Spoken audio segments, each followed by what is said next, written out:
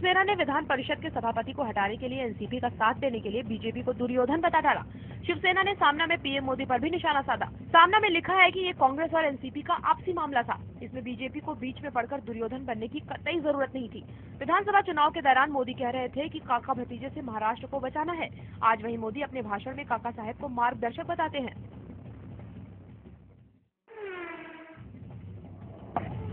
शिवसेना ने metro third परियोजना का विरोध करने के लिए बंद का आयोजन किया और सड़कों पर उतरकर विरोध जताया।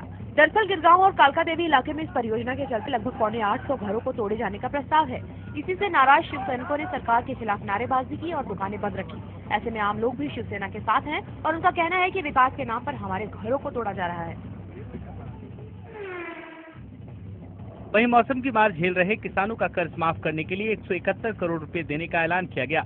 राज्य के 440 ऐसे गांव जहां मुस्लिमों की आबादी 50% से ज्यादा है, उनके विकास के लिए सरकार ने 25 करोड़ रुपए का प्रावधान किया है। बजट में 1 अगस्त से महाराष्ट्र में एलबीटी रद्द करने का फैसला किया गया।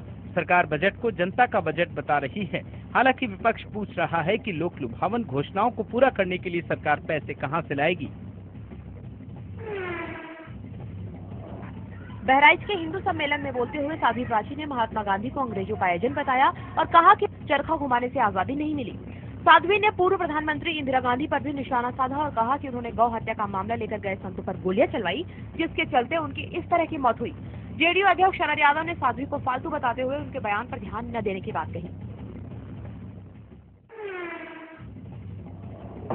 बरेली के मालकपुर के रहने वाले 18 साल के गुलरेज खान उर्फ विक्की को आजम खान के नाम पर धार्मिक उन्माद से भरा पोस्ट करने के आरोप में जेल भेज दिया गया है। उसके खिलाफ आईटी अधिनियम की धाराओं के तहत मामला दर्ज किया गया था। आजम के मीडिया प्रभारी ने 15 मार्च को एफआईआर दर्ज कराई थी। आजम का कहना है कि विक्की ने बेहद आपत्तिजनक काम किया है। वहीं बीएसपी सुप्रीमो मायावती ने छात्र को जेल भेजे जाने की घटना की निंदा की। आम आदमी पार्टी में सुलह समझौते की कोशिशों के बीच नेताओं के बीच मनमुटाव खत्म होता नहीं दिख रहा। पहले खबर आई कि प्रशांत भूषण ने पार्टी को चिट्ठी लिखकर सभी पदों से त्यागपत्र देने की पेशकश की है। सूत्रों के मुताबिक प्रशांत और योगेंद्र ने मंगलवार को हुई पीएसी की बैठक से 2 दिन पहले चिट्ठी लिखकर इस्तीफे की पेशकश की थी। हालांकि योगेंद्र की तरफ से इस खबर का खंडन किया गया। इसी बीच पार्टी के आला नेता दोनों से जारी गतिरोध को दूर करने के लिए बातचीत का रास्ता खुला होने के दावे करते रहे। इस महीने के अंत तक केजरीवाल सिविल लाइंस के अपने सरकारी निवास में शिफ्ट हो रहे हैं। घर की व्यवस्था का जायजा लेने के लिए उनकी पत्नी ने बंगले का दौरा किया। हालांकि आस पड़ोस के लोग अभी से परेशान हैं। उन्हें लगता है कि सीएम आवास वहां होने से मीडिया का जमावड़ा लगा रहेगा। लोग आते जाते रहेंगे, जिससे इलाके की शांति चली जाएगी। पड़ोस में रहने वाले सुप्रीम कोर्ट के वकील ने तो पीआईएल करने की धमकी भी दी है। एक अखबार में छपी खबर के बाद दिल्ली सरकार ने रियान इंटरनेशनल स्कूल को कारण बताओ नोटिस जारी किया और मामले की जांच के आदेश दे दिए हैं।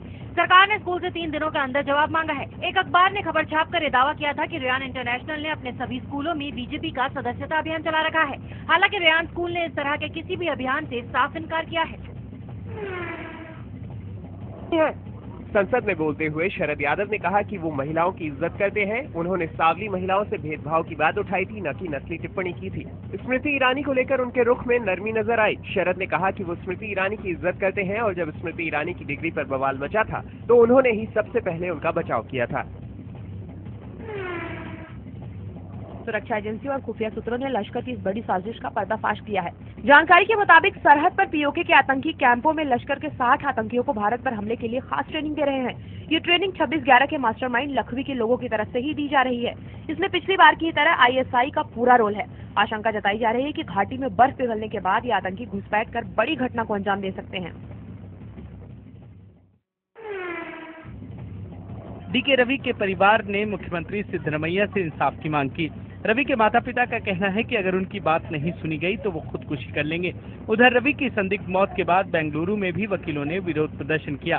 बता दें कि ईमानदार छवि वाले आईएएस अधिकारी डीके रवि का शव उनके ही घर में पंखे से लटका मिला था, जिसके बाद कोलार जिले में जबरदस्त हंगामा मचा। केंद्रीय मंत्री सदानंद गौड़ा और बीजेपी सांसदों ने गृह मंत्री राजनाथ सिंह से मुलाकात कर मामले की सीबीआई जांच की मांग की। उधर एक बार फिर रवि की मौत पर कर्नाटक विधानसभा में जमकर हंगामा हुआ। यही नहीं, सीबीआई जांच की मांग को लेकर विपक्ष के कई विधायक रात भर विधानसभा में ही रुके रहे। इस बीच सिद्धारमैया ने कहा कि सच्चाई सामने आएगी और इसकी सरकार निष्पक्ष जांच कराएगी। कथित तौर पर आत्महत्या करने वाले आईएएस अधिकारी डीके रवि का उनके पैतृक गाँव में अंतिम संस्कार कर दिया गया। पश्चिम बंगाल के नदिया में 72 साल की नन से हुए रेपकांड की जांच सीबीआई को सौंप दी गई है। पश्चिम बंगाल की मुख्यमंत्री ममता बनर्जी ने ट्वीट कर इस बात की जानकारी दी कि राज्य सरकार सीबीआई को जांच में पूरा सहयोग करेगी। वहीं इटली से एक प्रतिनिधिमंडल भारत आकर नन से भेंट करेगा। इस बीच सोनिया गांधी के दामाद रॉबर्ट वाड्रा ने भी नन से हुए बलात्कार को शर्मनाक बताते हुए फेसबुक पर लिखा कि विदेशों में इस तरह की घटनाओं के चलते शर्मिंदगी झेलनी पड़ती है। बच्चे को अगवा करने की साजिश उसके फुफेरे भाई ने अपने साथियों के साथ मिलकर रची थी। पुलिस के मुताबिक बच्चा मंगलवार की सुबह स्कूल जा रहा था। उसी समय उसके फुफेरा भाई भगवान दास ने अपने साथी के साथ मिलकर उसे अगवा कर लिया। भगवान दास ने बच्चे को छोड़ने के लिए 30 लाख रुपए की फिरौती मांगी। इस घटना में पुलिस ने 3 लोगों को गिरफ्तार किया है। अलीगढ़ के एक प्रेमी युगल को बुलंदशहर में मौत के घाट उतार दिया गया। बुलंदशहर के अरनिया में अलीगढ़ की रहने वाली छात्रा और उसके पड़ोसी गांव के रहने वाले युवक की लाशें मिली। दोनों की गला घोटकर हत्या करने के बाद सिर पर भी भारी हथियार से वार किया गया है। पुलिस के शुरुआती जांच में पता चला है कि घर से भागने के बाद प्रेमी युगल को दूसरे जिले में लाकर मार डाला गया और खुद को बचाने के लिए लड़की के पिता ने थाने में उसके गायब होने की सूचना दर्ज करा दी। बिहार के सहरसा में वार्ड सदस्य मीरा कुमारी के पति गणेश की गांव के लोगों ने जमकर पिटाई कर दी, जिससे गणेश की एक आंख की रोशनी चली गई। गौरतलब है कि गणेश ने मुखिया के विरुद्ध 10 दिनों पहले अविश्वास प्रस्ताव लाया था, जिससे मुखिया समेत कई लोग उससे नाराज थे। बहरहाल 2 दिन बीतने के बावजूद पुलिस ने मामला दर्ज नहीं किया। भारतीय टीम के शानदार बल्लेबाज सुरेश रैना की होने वाली पत्नी की तस्वीरें अब सामने आ गई हैं। प्रियंका चौधरी रैना की बचपन की दोस्त हैं। वर्ल्ड कप से लौटने के बाद रैना शादी करेंगे। खास मेहमानों में प्रधानमंत्री मोदी और उत्तर प्रदेश के मुख्यमंत्री अखिलेश यादव को न्यौता दिया गया है। उपेक्षा जैन और पंखुड़ी अवस्थी नाम की इन लड़कियों ने रैप किया और बॉम्बे रैप अगेंस्ट रेप नाम से वीडियो यूट्यूब पर पोस्ट किया। इस वीडियो को 50,000 से ज्यादा लोग देख चुके हैं। रैप अगेंस्ट रेप नाम के वीडियो की शुरुआत में एक डिस्क्लेमर दिखाया जाता है कि इसमें कोई अश्लील कंटेंट नहीं है। कन्या पूजा है जी, दे दो अपनी बेटी, फूलों से सजाएंगे, टीवीसी बनाएंगे, पर अपने घर की लक्ष्मी को हम शाम को रुलाएंगे। She menstruates and you call her dirty? Yet don't you love it when she gets flirty? To date, you want a bomb tota, but to take home to mom, a plain Jane lota.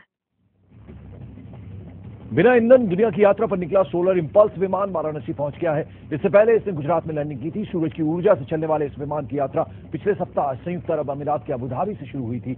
Varanasi के बाद विमान Myanmar में उतरेगा। इसके बाद ये चीन के चोंगकिंग और नानजिंग में उतरेगा। फिर ये अमेरिका में मिडवेस्ट के फिनिक्स शहर और न्यूयॉर्क में होते हुए अटलांटिक महासागर पार करेगा और फिर जुलाई के अंत तक वापस अबुधाबी पहुंच जाएगा। उधर मुंबई में बुधवार से नई लोकल ट्रेन का ट्रायल रन शुरू हो गया। जर्मन कंपनी बोम्बार्डियर टेक्नोलॉजी से बनी इस लोकल ट्रेन का ये ट्रायल 6 महीनों तक चलेगा। इस ट्रेन की खासियत है तेज रफ्तार और इसका बेहद आरामदायक होना। इसकी अधिकतम स्पीड 120 किलोमीटर प्रति घंटा है, पर इसे सिर्फ 80 किलोमीटर की स्पीड से ही चलाया जाएगा। महाराष्ट्र के चर्चित समाज सेवक और लेखक डॉक्टर भरत पाटणकर को जान से मारने की धमकी भरा खत मिला है। इस खत में धमकी दी गई है कि अगर उन्होंने मुस्लिमों का समर्थन करना बंद नहीं किया तो दाभोलकर और पंसारी की तरह उनकी भी हत्या कर दी जाएगी। इस धमकी के बाद उनकी सुरक्षा बढ़ा दी गई है। इसके बाद से भारत सरकार ने देश के 39 नेशनल पार्कों के प्रबंधन को अलर्ट जारी किया है। बता दें कि उत्तर प्रदेश के लखनऊ स्थित दुधवा नेशनल पार्क में कुत्ते से उत्पन्न होने वाले खतरनाक वायरस ने एक बाघ की जान ले ली। इस वायरस से बचने के लिए मध्य प्रदेश का कान्हा पार्क प्रबंधन इन दिनों बफर जोन के आसपास के गांवों के तमाम आवारा कुत्तों को विशेषज्ञों से पकड़वाकर उनकी गिनती करवा रहा है। मोबाइल में कैद तस्वीरों में साफ दिख रहा है कि छपरा जेल के अंदर किस तरह से जेलकर्मी, पुलिस वाले और कैदी नाच का आनंद उठा रहे हैं। मामले का खुलासा तब हुआ जब जेल के ही कुछ कैदियों ने किसी तरह ये वीडियो जिला प्रशासन तक पहुंचाया। तस्वीरें सामने आने के बाद आरोप है कि प्रशासन ने मामले को रफा दफा करने की कोशिश शुरू कर दी है। रसदा तहसील के अठीलापुर गांव में महिलाएं कई सालों से कच्ची शराब और जुए से परेशान थी। आखिरकार महिलाएं अपने घरों को बचाने के लिए हाथों में झाड़ू, बेलन, डंडा और चप्पल लेकर कच्ची शराब के अड्डे पर पहुंची और शराबी पतियों के साथ साथ कच्ची शराब माफियाओं को भी पीटा। महिलाओं ने पुलिस को भी जमकर लताड़ लगाई कि उन्हीं की शह पर अवैध शराब का कारोबार चल रहा है। अब रामायण के पाठ को 23 साल होने जा रहे हैं। चांदपोल के प्रकाशपुरी आश्रम में 22 साल पहले रामायण पाठ का सिलसिला शुरू हुआ, जो कि अब तक चल रहा है। इस आश्रम में 108 अखंड ज्योत भी 18 सालों से लगातार जल रही हैं। प्रकाशपुरी आश्रम में आस्था और श्रद्धा के इस अनूठे संगम को देखने के लिए देश विदेश के कई सैलानी आते हैं। इलेक्ट्रॉनिक प्रोडक्ट बनाने वाली कंपनी एलजी ने दिल्ली में टेक शो 2015 का आयोजन किया। इसमें 200 से ज्यादा प्रोडक्ट प्रदर्शित किए गए। साथ ही एलजी ने मच्छरों को दूर भगाने वाला एयर कंडीशनर और स्मार्ट इन्वर्टर रेफ्रिजरेशन की रेंज भी लॉन्च की। एलजी इस शो की थीम रखी थी आविष्कार बेहतर जिंदगी के लिए। गेंदबाजों के बेहतरीन प्रदर्शन की बदौलत दक्षिण अफ्रीका ने वर्ल्ड कप के क्वार्टर फाइनल में श्रीलंका को 9 विकेट से हराकर सेमीफाइनल में जगह बना ली है। श्रीलंका ने पहले खेलते हुए 134 रन बनाए। इस लक्ष्य को दक्षिण अफ्रीका ने 18 ओवर में ही हासिल कर लिया।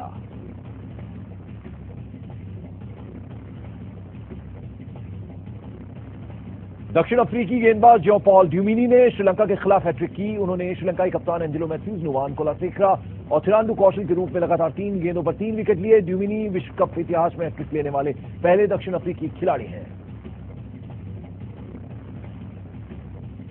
दक्षिण अफ्रीका से हारकर श्रीलंका वर्ल्ड कप से बाहर हो गया। ये कुमार संगकारा और महिला जयवर्धने का आखिरी मैच था। जयवर्धने ने इस मैच में 4 तो संगकारा ने 45 रन बनाए। दोनों खिलाड़ियों ने विश्व कप से पहले ही अपने संन्यास की घोषणा कर दी थी। विश्व कप मुकाबले में लगातार 6 जीत दर्ज करा चुकी टीम इंडिया 19 मार्च को बांग्लादेश से खेलेगी। ये वर्ल्ड कप का दूसरा क्वार्टर फाइनल मुकाबला होगा। विश्व कप में गुरुवार को होने वाले टीम इंडिया के अहम मुकाबले के लिए देश भर में दुआओं का दौर जारी है। कप्तान धोनी के शहर रांची में क्रिकेट के चाहने वालों ने भारतीय टीम की जीत के लिए पूजा की। वहीं कानपुर में भी हवन पूजन कर टीम इंडिया की जीत के लिए भगवान से दुआएं मांगी गई। ट्यूनीशिया में एक म्यूजियम में हुए आतंकी हमले में 9 पर्यटकों के मारे जाने की खबर है। बताया जा रहा है कि हथियारबंद हमलावरों ने ट्यूनीशिया में संसद से सटे म्यूजियम पर हमला कर दिया और कुछ लोगों को बंदी भी बना लिया। जिन लोगों को बंदी बनाया गया है उनमें से कुछ विदेशी पर्यटक हैं। आतंकी संसद के भीतर घुसना चाहते थे, लेकिन सुरक्षा बलों ने उन्हें रोक लिया और कुछ हमलावरों को गिरफ्तार भी कर लिया। बता दें कि ट्यूनीशिया का नेशनल बार्डो म्यूजियम दुनिया भर में प्रसिद्ध है और यहाँ काफी टूरिस्ट आते हैं।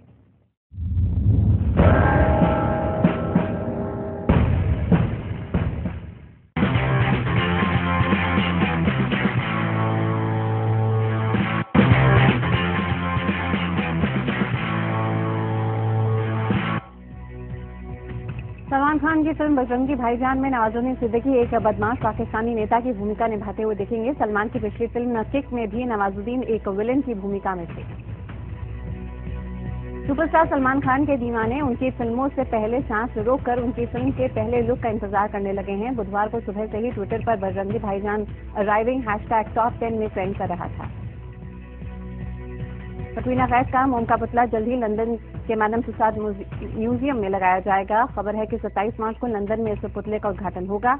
इस मौके पर कपूर परिवार के होने की उम्मीद है। प्रियंका की साल 2014 में रिलीज फिल्म मैरी कॉम को स्टॉकहोम इंटरनेशनल फिल्म फेस्टिवल से न्योता भेजा गया है। उमंग कुमार के निर्देशन में बनी ये फिल्म स्वीडन में आयोजित होने वाले इस फेस्टिवल में दिखाई जाएगी।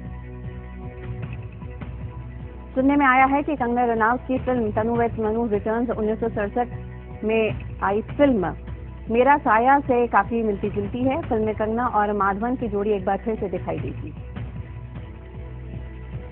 सोनाक्षी सिन्हा की अगली फिल्म एक एक्शन थ्रिलर फिल्म होगी। सोनाक्षी ने ट्विटर पर खुद इस बात की पुष्टि की है।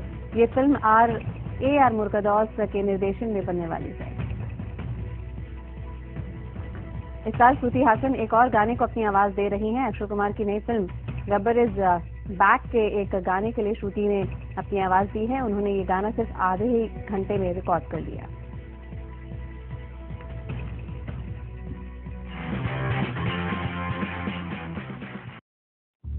मैं चाहे हिंदू की बेटी हूँ, चाहे हूँ मुसलमान की, हम ऐसे एक हैं जैसे हो बेटी एक ही माँ की। है दामन साझा, ख्वाबों के सितारे इसमें जड़ते हैं, बराबर भी हैं हम और साथ में आगे भी बढ़ते हैं। पता है मेरे घर में खुल गई ख्वाबों की खिड़की है, मैं उसमें झांकती हूँ, एक नई ही दुनिया दिखती है।